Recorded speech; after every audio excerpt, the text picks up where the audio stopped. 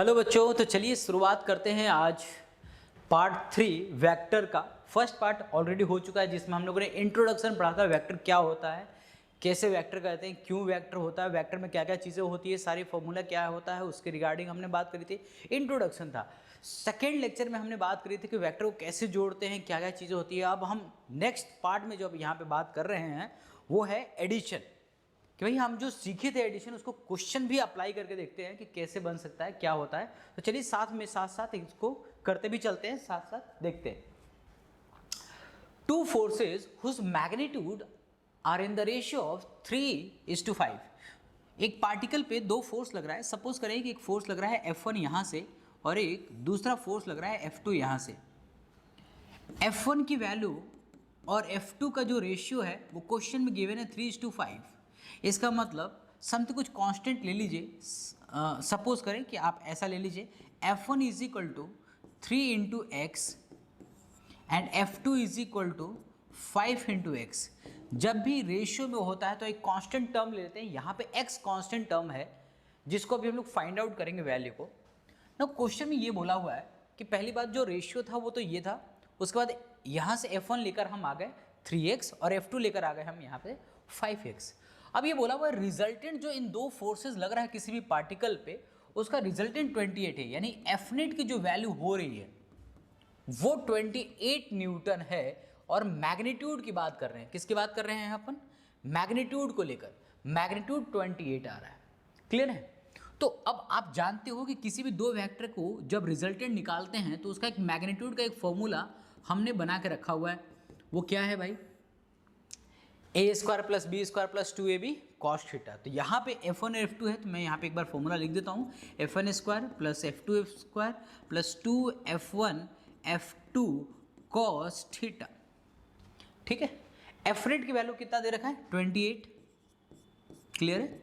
और इसका अब हम स्क्वायरिंग करते हैं। यहाँ पे F1 कितना है, 3x, अंडर रूट में लिखते हैं 3x² + 5x² plus 2 into 3x into 5x into ना, यहाँ पे एंगल भी दे रखा है, एंगल दे रखा है यहाँ से इंक्लिनेशन एंगल 60 डिग्री।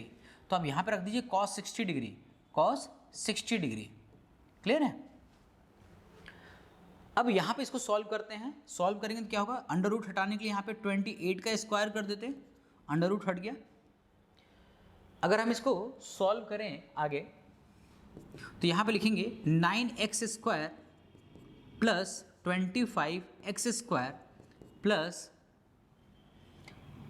कितना होगा रहा है यहाँ से 15 और 30, यानी कि यहाँ से अगर मैं बात करूँ तो cos 60 1/2 कट जाएगा, तो यहाँ से आ जाएगा 15x²।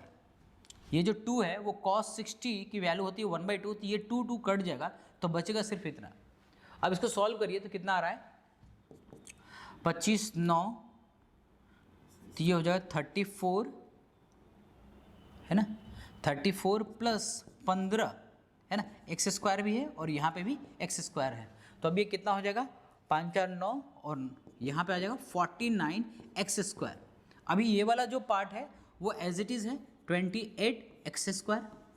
अब इसको स्क्वायर करके सॉल्व करने के बजाय सिंपल ये कर सकते हैं कि इसको रूट में लेकर सॉल्व कर रहा जाए, रूट में लेकर सॉल्व किया जाए। तो 28 ये ले लिया, उसको रूट निकाल के काट देते हैं। तो यहाँ पे 7 का स्क्वायर है, मतलब 49 जो है वो 7 का स्क्वायर है और यहाँ पे x है, तो क्या होल स्क्वायर ले लीजिए ताकि ये कट जाए। नाउ x की वैल्यू यहाँ से 4 आ गई। जैसी x की वैल्यू 4 आ गई हम ऊपर वाले इक्वेशन में रख देते हैं, रखेंगे यहाँ से ये रखिए F1 is equal to 3 into 4, that means 12 newton का एक फोर्स लग रहा है। दूसरा 5 इंटू 4 वो हो रहा है, कितना हो रहा होगा, 20 न्यूटन। अब इन दोनों का रेशियो 3:5 आ रहा है। क्लियर है। तो इस तरह से आप ये क्वेश्चन सॉल्व कर सकते हैं। एक बार पूरा क्वेश्चन देख लीजिए, वापस एक बार पूरा क्वेश्चन देख लेते हैं। पहली बात, दो फोर्स किसी भी पार्टिकल पे लग रहा है या कोई भी ऑब्जेक्ट है जिसके ऊपर में दो फोर्स लग रहा है, जिसका रेशियो 3:5 है। दोनों का जो रिजल्टेंट है वो 28 दे रखा है। If the angle of their inclination, दोनों वेक्टर यानी दोनों फोर्स के बीच में एंगल 60 डिग्री दे रखा है, तो आपको बताना है यहाँ पे कि F1 और F2 की वैल्यू क्या क्या होगी। तो हमने सबसे पहले क्या किया, मान लिया कि भाई दो फोर्स इस पे लग रहा है कुछ इस तरह से, पता नहीं, हालांकि एंगल दे रखा है तो आप ऐसा ले सकते हैं, सपोज करें कि एक कोई फोर्स लग रहा है इस पे, एक कोई दूसरा फोर्स लग रहा है F2 पे, जिसके बीच में एंगल 60 डिग्री है। एज पर दैट क्वेश्चन ऐसे ही दे रखा है, हमने F1 और F2 का रेशियो 3:5 ले लिया, F1 की वैल्यू 3x ले लिया, F2 की वैल्यू 5x ले लिया। अब चूंकि रिजल्टेंट दे रखा है 28, तो हमने इस फॉर्मेट पे रख दिया, सॉल्व कर दिया और हमारे पास यहाँ पे आंसर आ गया। क्लियर है, सिंपल था। नेक्स्ट क्वेश्चन क्या कह रहा है, if A vector is equal to B plus C vector have a scalar magnitude 5, 4, 3 units respectively, find the angle between A and C। मान लीजिए कि आपके पास एक वेक्टर है, लेट्स से B वेक्टर, यहाँ पे एक वेक्टर है C वेक्टर, यहाँ पे ले लीजिए एक वेक्टर ले लीजिए, ये है C वेक्टर, और उसका रिजल्टेंट जो आ रहा है, उसका रिजल्टेंट कितना आ रहा है, उसका रिजल्टेंट आ रहा है A वेक्टर। क्लियर है, A वेक्टर जो है सॉरी जो B वेक्टर है वो 4 मीटर का है, और C जो है वो 3 का है, और A जो है वो 5 आ रहा है। इनके दोनों के बीच में एंगल नहीं दिया हुआ है। अगर मुझे सॉल्व करना है तो मैं क्या करूँगा, सबसे पहली बात इसका मैग्नीट्यूड रखूँगा। इन B और C का जो रिजल्टेंट है वो कितना है, 5 है। तो मुझे नहीं पता कि 90 डिग्री है कि नहीं, ये तो मैंने रफली ऐसे बना लिया, चेक करते हैं क्या आ रहा है। तो A का जो मैग्नीट्यूड है वो अंडर रूट क्या होना चाहिए, A is the resultant of B and C, तो B का स्क्वायर प्लस C का square plus 2B into C cos theta, यही फॉर्मूला बनेगा। B का मैग्नीट्यूड, A का मैग्नीट्यूड आपको दे रखा है कितना, 5, ठीक है। B का मैग्नीट्यूड दे रखा है कितना, दे रखा है 4 का स्क्वायर प्लस C कितना है 3 का square plus 2 into 4 into 3 into cos theta. अब इसको एक बार ध्यान से देखिए, इस यहाँ पे सारी वैल्यू पता है, सिर्फ एंगल नहीं पता है, तो एंगल निकाल लेते हैं। अगर मैं यहाँ से सॉल्व करूँ तो आपके पास रूट हटाने के लिए सबसे पहले यहाँ पे 25 कर दीजिए, बराबर यहाँ पे कर लेते हैं 16 प्लस 9 25 प्लस कितना हो जाएगा, ये हो जाएगा 12, 24 कॉस थीटा। रूट हट चुका है, यहाँ पे हमने 25 कर दिया, ये 25 इधर आएगा तो ये वैल्यू 0 हो जाएगी, ये कट पिटाकर 0 हो जाएगा, 0 बराबर 24 cos theta. Again cos theta की वैल्यू 0 डिग्री आ रहा है, तो थीटा की वैल्यू 90 डिग्री आएगा। इसका मतलब हमने ऑलरेडी यहाँ पे 90 डिग्री बना रखा था, ये 90 डिग्री है। क्लियर है, और हमने यहाँ पे प्रूफ कर दिया इस बात को, ठीक है। रिजल्टेंट की बात करें तो रिजल्टेंट ये होगा। अब आपसे पूछा हुआ था A और C के बीच में एंगल, ये रहा आपका अल्फा। A और C के बीच में एंगल कितना होगा ये हमें निकालना है, तो चलिए यहाँ पे निकालते हैं। किसी भी दो वेक्टर के बीच में जब आप रिजल्टेंट निकाल रहे हैं, उसका डायरेक्शन भी निकालने का मैंने ट्रिक समझा रखा था आपको, और वो था tan alpha is equal to, एक बार वापस से देखते हैं उस ट्रिक को।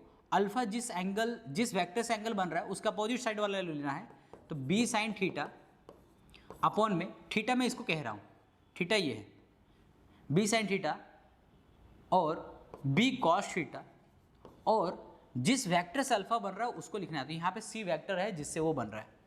क्लियर है, B साइन थीटा, B की वैल्यू कितनी है भैया, यहाँ पे रखिए आप, इस फॉर्मूले पे रखते हैं, यहाँ पे ये जो फॉर्मूला है उसको रखते हैं। B की वैल्यू है 4, साइन 90 की वैल्यू हो गई 1 अपॉन C की वैल्यू हो गई 3 प्लस कॉस 90 की वैल्यू हो गई 0 डिग्री। तो यहाँ से जो रिजल्ट आ रहा है वो आ रहा है tan alpha is equal to 4/3। Now alpha is equal to tan inverse of 4/3, it becomes 53 degree बनेगा ये। क्लियर है, ये वैल्यू 53 डिग्री बनेगा। सिंपल है, एकदम सिंपल सी बात है। आप एकदम आराम से इसको कॉपी करिए और एक बार फिर से वापस करके देखते हैं कैसे करना था, क्या था सारी चीज़ें। आपके पास यहाँ पर देखो vector A vector is equal to B plus C बोला हुआ है, राइट। तो जो B प्लस C का जो रिजल्टेंट होगा वो ए वेक्टर होगा, और ए का मैग्नीट्यूड दे रखा था, तो जो मैग्नीट्यूड दे रखा था वहाँ से हमने सॉल्व करा, वहाँ से थीटा निकाली, थीटा की वैल्यू हमारा आ गया 90, हमने इस जगह पे रख दिया। और उसके बाद आपसे इसके बीच का एंगल पूछा हुआ था, ए और सी के बीच में एंगल, तो हमने वो फॉर्मूला लगाया कि जिसमें आप जिसके बीच में निकाल रहे हैं उसका अपोजिट साइड वाले को लेते हैं वेक्टर को, यानी कि यहाँ पे बी है तो बी का साइन लिया और कॉस लिया, चूंकि tan था तो साइन कॉस आता है, और जो एक था जिसके साथ अल्फा बन रहा है वो हमने लिख दिया, सिंपल सॉल्व करा तो यहाँ से एक रिजल्ट आ गया। ठीक है, 53 डिग्री। अब यहाँ पे इसको हम दूसरा अप्रोच से भी क्वेश्चन कर सकते हैं, दूसरी अप्रोच भी लगा सकते हैं। कैसे, एक बार इसको नोट डाउन कर लिए तो मैं आपको दूसरा अप्रोच बताता हूँ। यहाँ पे जो डायरेक्ट अप्रोच है, ठीक है, चलिए अगर मैं इसके दूसरे अप्रोच की बात करूँ तो उसको थोड़ा समझते हैं। मान लीजिए कि आपके पास एक वेक्टर है, एक ट्रायंगल, आप ध्यान रखिए हमेशा इसे याद रखिए। आपके पास एक ट्रायंगल है 3 4 5, तो ये जब भी 3 4 5 का बनता है ये हमेशा 37 डिग्री बनेगा, और ये वाला हमेशा 53 डिग्री बनेगा। तो अब यहाँ से देखिए, अगर मुझे ये एंगल चाहिए था अभी, है ना, इसे आप बी वेक्टर बोल दो, ये रहा वो बी वेक्टर और ये रहा वो सी वेक्टर, तो रिजल्टेंट 5 ही था, ये था वो ए वेक्टर। ठीक है, तो 3 4 5 ऐसे बन रहा था। तो अगर आपको ये रिजल्ट याद रहता तो ये डायरेक्ट क्वेश्चन बन सकता था, इतना करने की भी ज़रूरत नहीं थी। और ये रहा 53 डिग्री। 53 डिग्री की अगर मैं tan 53 डिग्री की वैल्यू रखूँ तो आप यहाँ से देख के बताइए मुझे, ये वाला रहा परपेंडिकुलर, थीटा के सामने वाला परपेंडिकुलर, और ये रहा बेस जिससे बन रहा है बेस, यानी p/b यानी 4/3। तो यही अपना आंसर भी आ रहा था। ठीक है, तो इस तरह से आप क्वेश्चन कर सकते हैं बहुत सिंपल वे में। चलिए आगे, ये आपको ये याद रखना है। ठीक है, ये याद रखना है, ये ट्रायंगल जब भी 3 4 5 बनता है तो 37 डिग्री, और मोस्टली काम आता है cos 37 डिग्री की वैल्यू, 53 डिग्री की वैल्यू, ये आपको याद होना चाहिए। चलिए आगे, find the sum of vector a and b as shown in figure and also find the direction. इन दोनों का अगर मुझे रिजल्टेंट निकालना है, ये दो वेक्टर दे रखे हैं, already tail to tail join किया हुआ है, तो अगर नहीं होता तो हम टेल टू टेल ज्वाइन करते हैं हमेशा और इसका रिजल्टेंट निकालते हैं। अगर मैं रिजल्टेंट यहाँ से बात करूँ तो इसका रिजल्टेंट ये आएगा, दैट इज सी वेक्टर मैं बोल रहा हूँ, उसको हम बोल रहे हैं vector A plus vector B. और सिंपल सी बात है, हमें इसका मैग्नीट्यूड निकालना है पहले, है ना। क्या निकालना है? मैग्नीट्यूड और डायरेक्शन दोनों निकालना है। तो अगर मैं सी वेक्टर का मैग्नीट्यूड निकालूं तो आप एक बार करके देखो साथ साथ, A square plus B square plus 2ab cos theta, यही लगाने वाले हैं। तो ए कितना है भैया? ए कितना है? 4 का स्क्वायर, प्लस बी कितना है? 3, तो 3 का square, plus 2ab 2 into A into B cos 60 degree, cos 60 degree. Cos 60 degree की वैल्यू कितनी होगी? 1/2। तो यहाँ पे एक बार फिर से रूट में लिखते हैं, 4 का स्क्वायर 16 प्लस 3 का स्क्वायर 9 प्लस 2 इंटू, इसको डायरेक्ट लिख देता हूँ, 24 इंटू 1/2, है ना। तो ये ऑफकोर्स 12 ही बन गया यहाँ तो अब इसको सॉल्व करते हैं। यहाँ से कितना बन गया भाई? 16 और 9 25 प्लस 12 कितना हो गया? 37। ठीक है, 37 बन गया यहाँ पे, मैग्नीट्यूड इसका √37 आ गया। ठीक है, अब मुझे डायरेक्शन भी निकालना है। तो अब डायरेक्शन किससे निकालना है? तो मान लीजिए डायरेक्शन मैं इससे निकालता हूँ। सपोज करें ये वाला मैं अल्फ़ा लेता हूँ, तो tan अल्फ़ा ले रहा हूँ। अब ध्यान से देखना, अल्फ़ा जिससे लिए उसका अपोजिट साइड वाला वेक्टर लो, b sine theta upon b cos theta, और जिससे अल्फ़ा बन रहा है वो वेक्टर लिख लो, a लिख लो, खत्म। अरे बहुत सिंपल है। b यहाँ पे b कितना दे रखा है? 4। साइन 60 डिग्री की वैल्यू कितनी होगी? √3/2 अपॉन a कितना दे रखा है? a यहाँ पे कितना दे रखा है? अच्छा, b 3 दे रखा था, सॉरी, 3 इंटू √3/2, a दे रखा है यहाँ से 4 प्लस b यहाँ से दे रखा है 3 इंटू 1/2। अब इसको सॉल्व कर लो, cos 60 यहाँ पे रख दिया मैंने, 1/2 रख दिया। अब इसको सॉल्व कर दो, जो आएगा इसकी वैल्यू आंसर आएगी। क्लियर है? तो इस तरह से आप यहाँ पे क्वेश्चन कर सकते हैं। अभी और भी क्वेश्चन है, लेकिन कुछ अभी और पार्ट पढ़ लेते हैं। नेक्स्ट यहाँ पर देखते हैं सब्ट्रैक्शन। देखिए जब भी हम बात करते हैं सब्ट्रैक्शन के लिए तो बेसिकली आप वहां पे ऐड ही कर रहे हैं, सब्ट्रैक्ट नहीं करते हैं। देखो वेक्टर में माइनस का मतलब डायरेक्शन से होता है, वेक्टर में माइनस का मतलब डायरेक्शन से होता है। अगर मैं बोल दूं फोर्स, आप जानते हैं फोर्स वेक्टर क्वांटिटी होता है। अगर मैं मान लूं 10 न्यूटन अगर मैं लिख दूं और एक तरफ मैं लिख दूं F1 और एक तरफ मैं लिख दूं -10 न्यूटन, तो इन दोनों में फर्क क्या है? इन दोनों में फर्क ये है कि इसका डायरेक्शन जो होगा उसके अपोजिट डायरेक्शन से ये लग रहा है। दोनों का मैग्नीट्यूड सेम है बट दोनों का डायरेक्शन अपोजिट है। तो ये है उसके लिखने का तरीका, यानी कि वेक्टर में माइनस का मतलब सिर्फ डायरेक्शन से होता है। और अगर आप सब्ट्रैक्ट कर रहे हैं तो बेसिकली आप ऐड ही कर रहे हैं, बट अपोजिट डायरेक्शन वाले को ऐड कर रहे हैं। इस बार क्या कर रहे हैं? ऐड कर रहे हैं। एक एग्जांपल देखिए आपको, सपोज करें कि आपके पास एक बॉडी है, मान लीजिए एक बॉडी है जो कि ग्राउंड पे रखा हुआ है, जो कि ग्राउंड पे रखा हुआ है। ऐसा मान लीजिए कि कोई ग्राउंड पे बॉडी है जो रखा हुआ है, उसको उस पर एक फोर्स लग रहा है इस डायरेक्शन में, मान लीजिए 10 न्यूटन का फोर्स लग रहा है। इस डायरेक्शन में एक फोर्स लग रहा है, उसको हम 10 न्यूटन का कह देते हैं। नेट इस बॉडी पे दो फोर्स लग रहा है, एक है F1 और एक है F2। अब अगर मैं आपसे पूछूं कि इसका नेट, इस बॉडी पे नेट लगने वाला टोटल फोर्स कितना होगा, तो आप क्या करोगे? F नेट निकालोगे तो आप यही कहोगे कि इन दोनों का जो सम होगा F1 प्लस F2 जो होगा उसको आप 0 कहोगे। क्यों? आपने ऐसा क्यों कहा? आपने ऐसा इसलिए कहा क्योंकि F1 अगर लग रहा है प्लस में, इस साइड वाले को प्लस ले ले तो ये प्लस ऑफ माइनस F2 लिखेंगे, है ना। इस डायरेक्शन को आप माइनस लेंगे और इस डायरेक्शन को प्लस लेंगे। तो अगर आप ऐसा लिखेंगे तो इक्वल टू फिर तो सम 0 ही आ रहा है।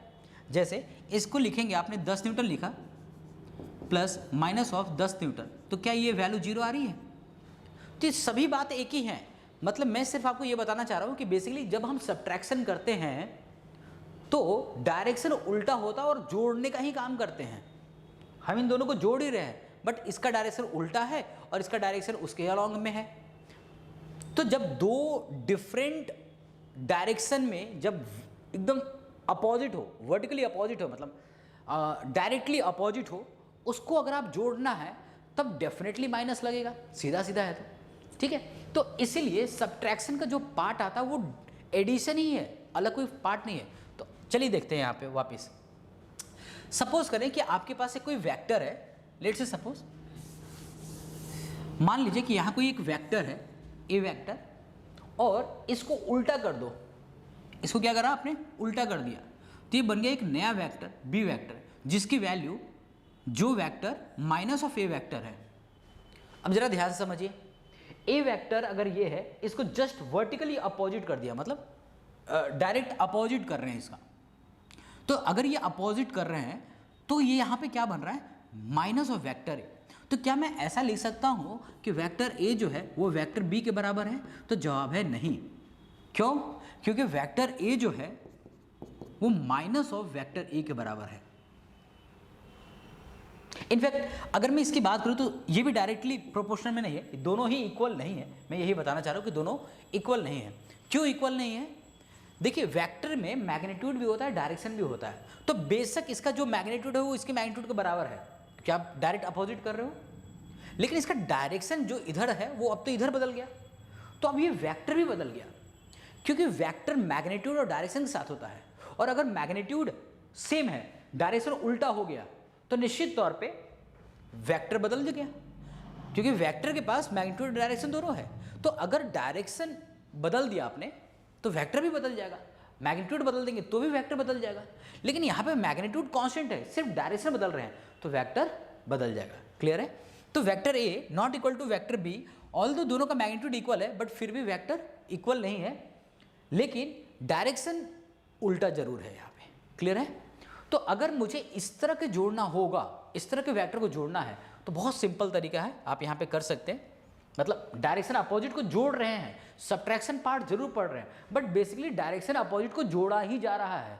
क्लियर है? चलिए आगे चलते हैं। नेक्स्ट स्लाइड में बात करते हैं हम यहाँ पे।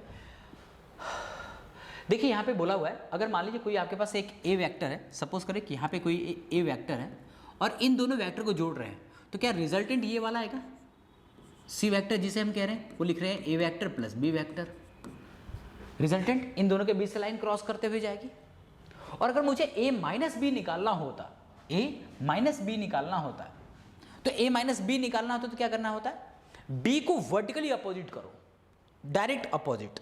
कैसे, थोड़ा एक बार समझाता हूँ, आप एक बार देखिए, यहीं पे आपको पार्ट समझा देता हूँ थोड़ा सा।